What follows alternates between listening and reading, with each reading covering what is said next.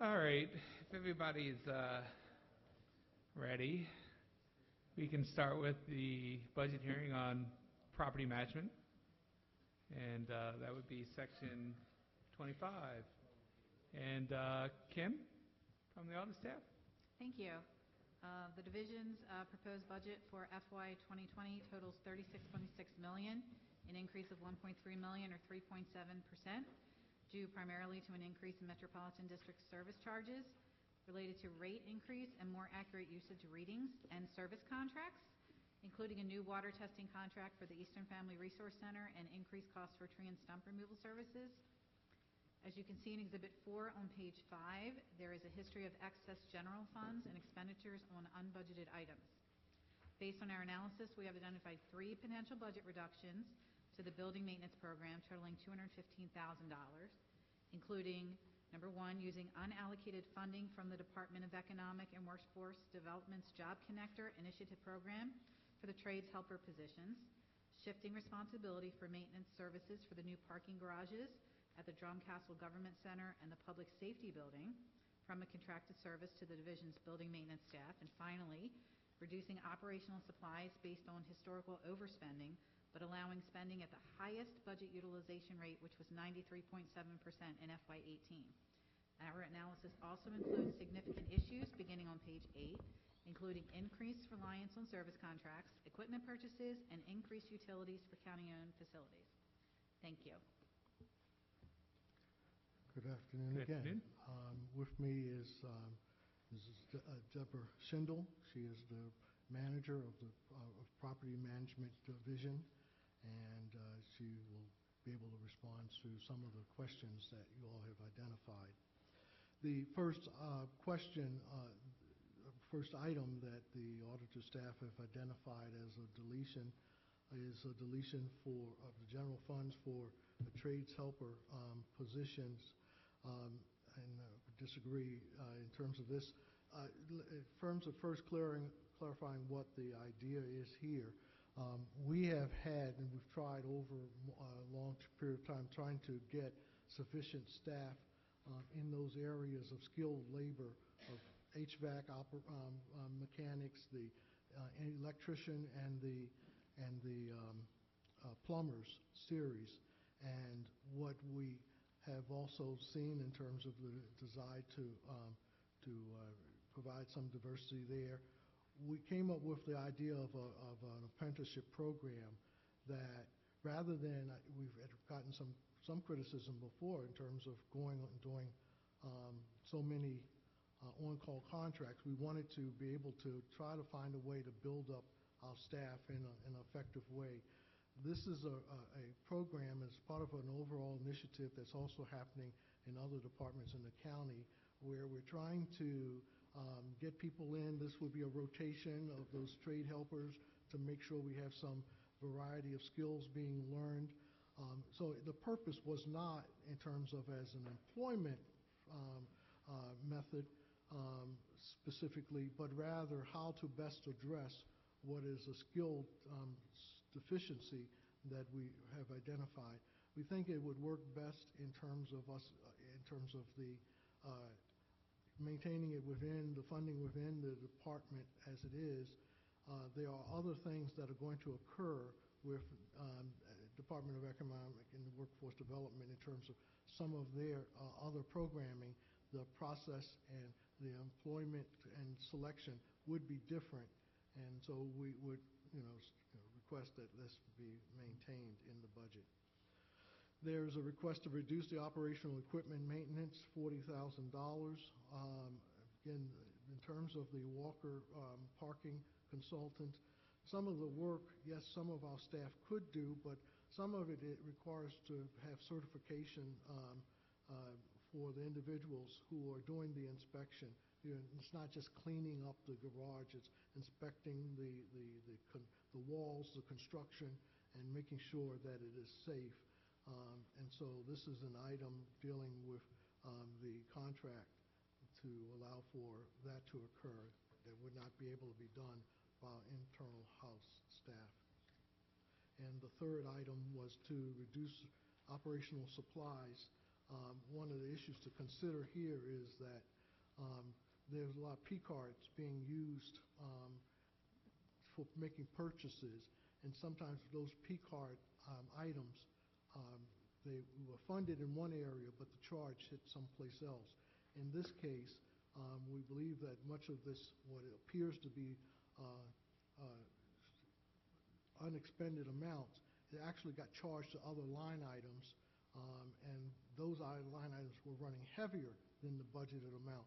So it's an offset that's going on, that the item is identified here in this line item, but the actual cost is hitting a different object line, like I-0563, I think, is one of the other places. 61, so 0361 is a place where a lot of these funds are hitting instead. Fourth item on here is it asks about a discussion about increased reliance on service contracts, and get to where there are questions.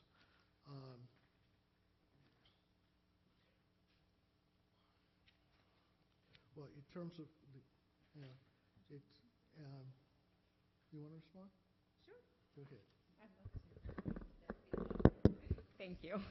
No, thank you. It'd be lovely to hear from you. Thank you. Good afternoon, and thank you for this opportunity. One of the questions that you have on page 12 is the plans to slow down or continue the reduction of custodial and grounds maintenance workforce, or scale back or increase the reliance on contractors.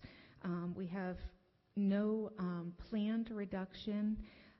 We are working very hard with HR to promote our jobs, particularly our skilled, where we are having difficulty. We're now using the web, and we're trying to use career builders. I went down and talked to Economical Development about sending them every posting that we have for displaced workers that they may be receiving, so that they are aware of our opportunity. But right at this time, we are not planning any possible deduction, but we are really going to focus on how we can get the word out on having people come and work into Baltimore County. The second question was satisfaction both by the county and customer with the contractors providing service. Particularly mentioned was trash and debris removal from ball diamonds and proper provision of supplies and equipment. I want to clear up a couple things so that everybody understands what role we play. Solid waste would handle the trash, and so if we run into an incident where can you hear me? I'm sorry. That we run into an incident where you have a trash problem, we help communicate that with solid waste, and they take care of that for us, and we try to follow back up. If it is in supplies of equipment, we don't offer that. That's a rec and parks. I think you're talking about lining of the fields. We don't do that. But as far as how we would handle contractors and dissatisfaction, we right now have no complaints about on-call contractors. However, if we do, I assure you that we will work with purchasing to do vendor complaint forms, and we will bring those vendors in and confront them on the problems that we're having, and then bring law in and deal with them in those scopes to hope rectify any problems that we are encountering. Actions taken with outsourcing custodial contracts when complaints are received. When we receive a complaint in regards to custodial staff, whether it's a contractor or it's a staff person, we send staff out immediately to meet with those individuals now on site, so that we can physically see where the complaint is and we address it immediately. And then 2 weeks later or less, we follow back up and make sure that the problem hasn't reoccurred. And then we will do continuous inspections to kind of make sure that this doesn't become a reoccurring problem and that we really did resolve our issue. So it's our intent to be much more out in front and personable and really interacting with folks. The other question is how ground-related inquiries are considered handled and how this process is expected to change with the proposed new 311 center. We really don't expect it really to change. What we do is we have customers calling in to our agency. 311 would just be an extension of that. We are working very hard with OIT on our website to make it user-friendly, and our goal is to have the frequently asked questions and share that with if there would be the creation of 311 so that it helps them vet people to us. So we hope to work very closely with them. Satisfaction with on-call contractor performance to date is, again, we currently are satisfied with the contractor, and we will resolve the issues as soon as they come to our attention. Okay. Anything else before we get into questions? No. Councilman Catch? Yes, two questions. I noticed that the budget for the administration has gone up 70% in 8 years by $600,000. Are there more managers that have been hired, or what is the reason for this increase in administration when I see that the budget itself has not gone up by anywhere near 70% over those years? My second question deals with one of our contractors. I have a film which shows Lorenz, an individual on the grass cutter, just driving back and forth, not cutting any lawn. None, not cutting the lawn. And then somebody going up and explaining to the person that, well, you got to lower the blade in order to cut the lawn.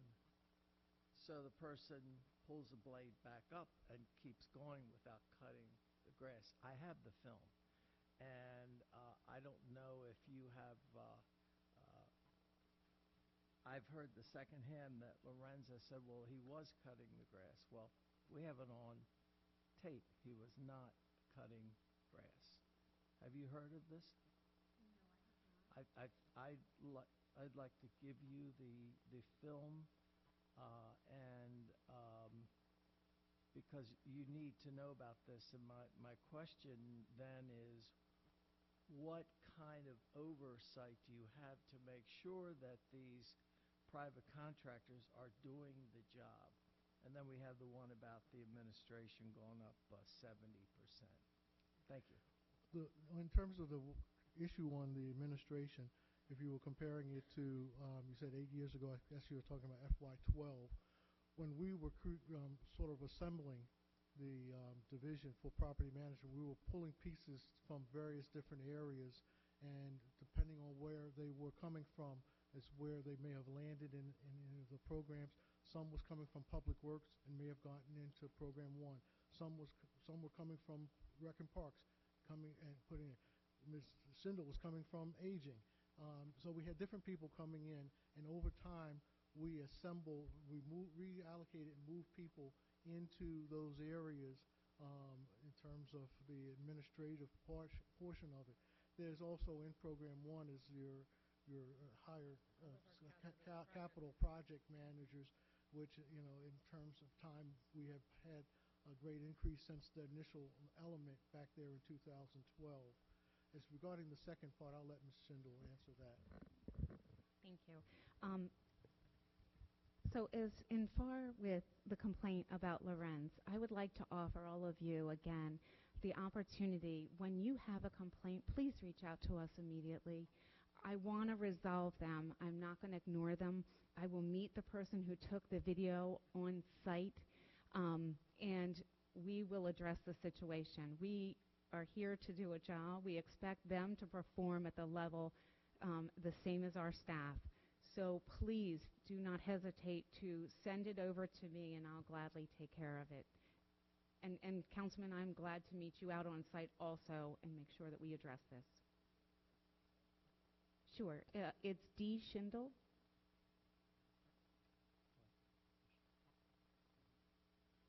at baltimorecounty.md.gov. Many of you do have and have reached out. Please continue to do so. Let me know right away when you see it, and I assure you we're going to take care of it. And we'll if you can't meet us on site, we're going to follow back up with you and say we took care of this and make sure that everybody knows we're serious about it. Councilman Markson Crandall? Thank you. You have done an outstanding job over the past few weeks. You really have. You've been responsive. You've been visible. Even little things like a Boy Scout who wants to help with the gardens in front of the courthouse. You personally worked with that person. I want to thank you. That's really refreshing. One of my big issues over the last administration was placement of solar panels on parkland. Specifically Mount Vista Park in Kingsville.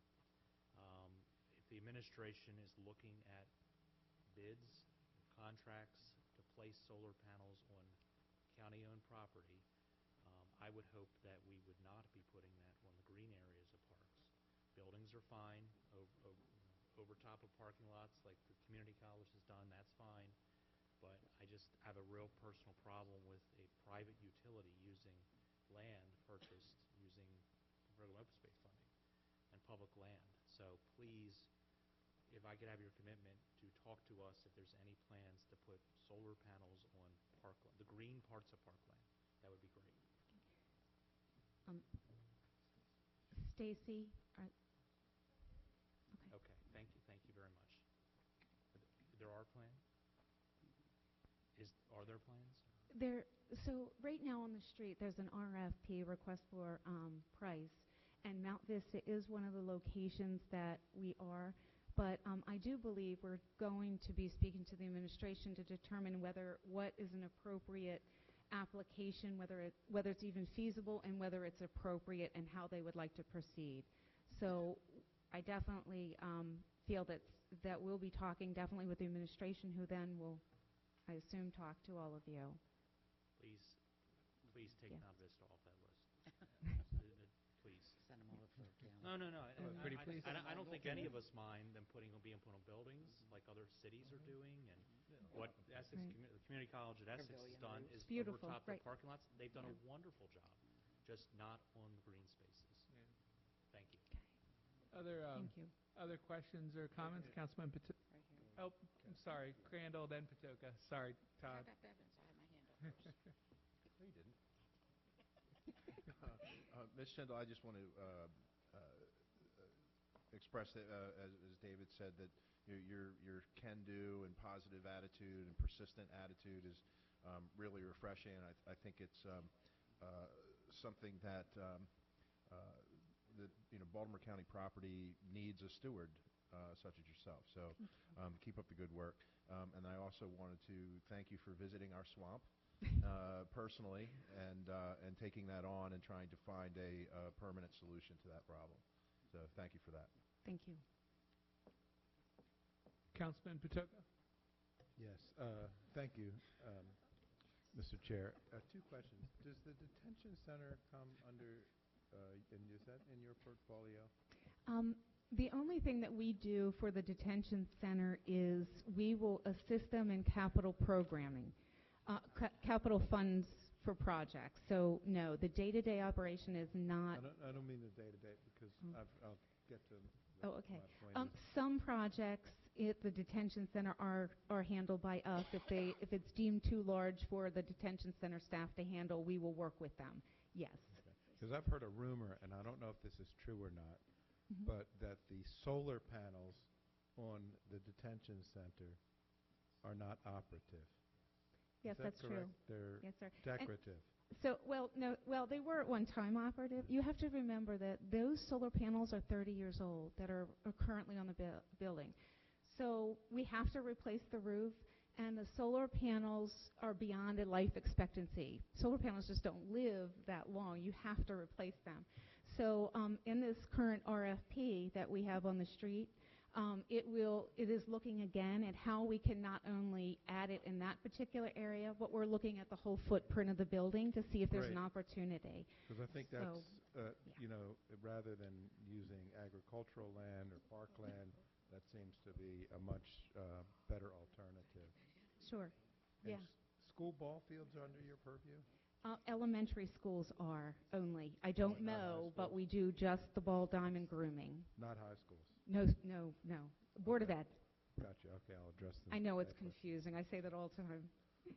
Okay, thank you, that's all I have. You're welcome. While we were talking about ball diamonds, we did some ball diamond delipping late fall of last year that we wanted to share with you, some pictures of what it looked like before and what it looked like after, so that you can see. We're also continuing. We started and completed 8 sites this spring that unfortunately we weren't quite ready to put in the packet, but we wanted to share how we are moving forward with delipping of the ball diamonds, and that was really in relation to those safety humping issues that a ball could pop up and hit someone. We're going around and making sure that we not only add dirt, but that we have a plan to knock the lips down on the ball diamonds. And then, in addition to that, working with the rec councils to teach them really good maintenance strategies to help us so we don't create that in the future. Councilwoman Bevins. You sure, Mr. Chairman?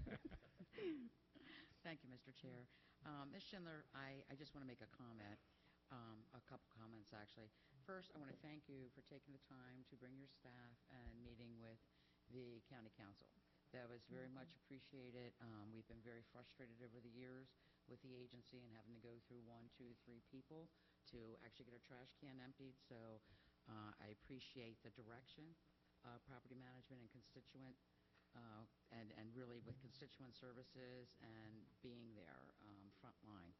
I would like to echo what Councilman Marks said about the solar panels on Parkland.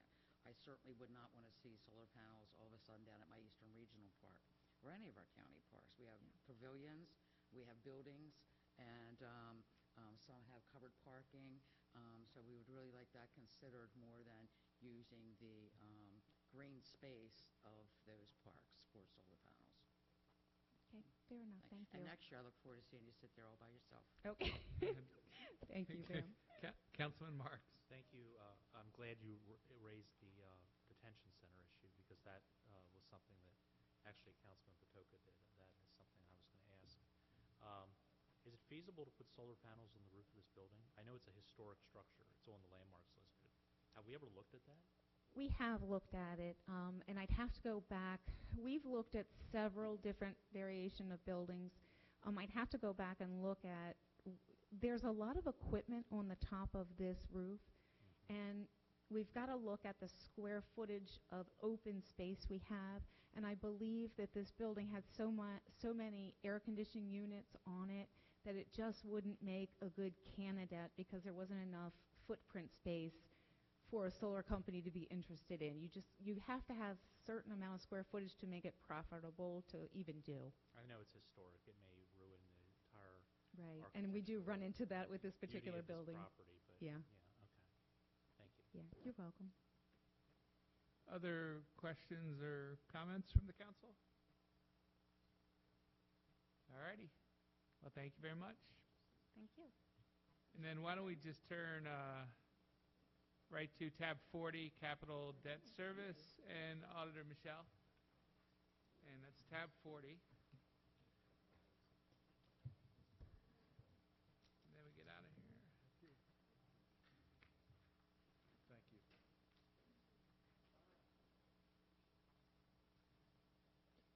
Hey, Lauren. Do we have a tab 40? Like, are we missing it? Oh, it's 50. Okay, it's 58.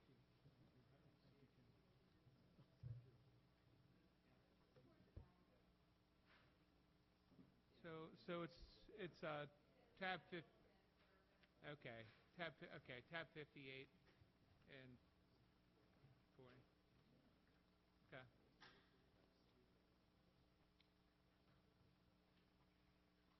All right, Michelle, it's all you.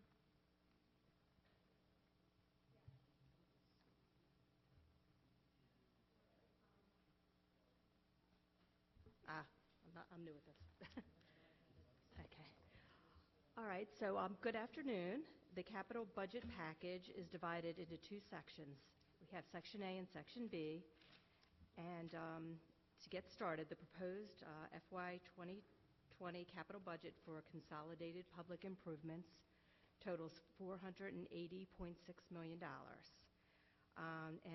Page A1 and A2 show the funding sources for the FY 20 CPI projects. And you'll see that general obligation bonds support the majority or two-thirds of the total CPI budget, and state aid at 11% represents the second largest source of funding, and that amount includes $31 million of forward-funded state aid for the Berkshire, Colgate, and Chadwick elementary replacement schools. And then general funds PAYGO at $44.1 million is the largest funding source.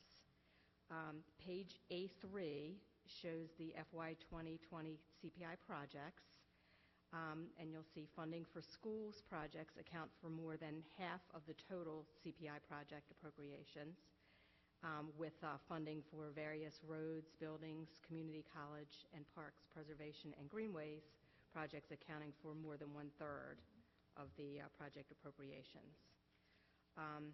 Pages A4 through A6 summarize the projects that are funded in the FY 2020 capital budget. Moving forward, page A7 and page A8 summarize the total 6-year capital program for CPI projects and funding sources. The 6-year program totals $1.3 billion, and it is over three-quarters funded by general obligation bonds, with more than half of which are earmarked for school projects. Page A9 through A16 show county debt and debt service. The proposed FY 2020 budget for general fund debt service totals $201.4 million. This is an increase of $7.6 million over the FY 2019 appropriation, and both the debt service and debt levels remain within the Legal and Spending Affordability Committee guidelines. Turning to Section B of the analysis, beginning on page B1, we have identified potential budget reductions of up to $20.5 million to the proposed general fund PAYGO contribution to the capital budget for 11 bulk projects that are budgeted to receive FY 2020 general fund PAYGO funding. For each of the identified projects, the amount identified for potential reduction is less than or equal to the amount labeled as contingency funding by the Office of Budget and Finance. And these potential reductions, as you'll see, they're summarized on the table on B1, and the details are on the following pages. And you'll notice that the set of reductions includes the potential reduction of $2.7 million to the Enhanced Productivity Through Technology contingency that was presented during the Office of Information Technology budget hearing on Monday. In all cases, should additional funding be required for any of the projects that we're referencing, the administration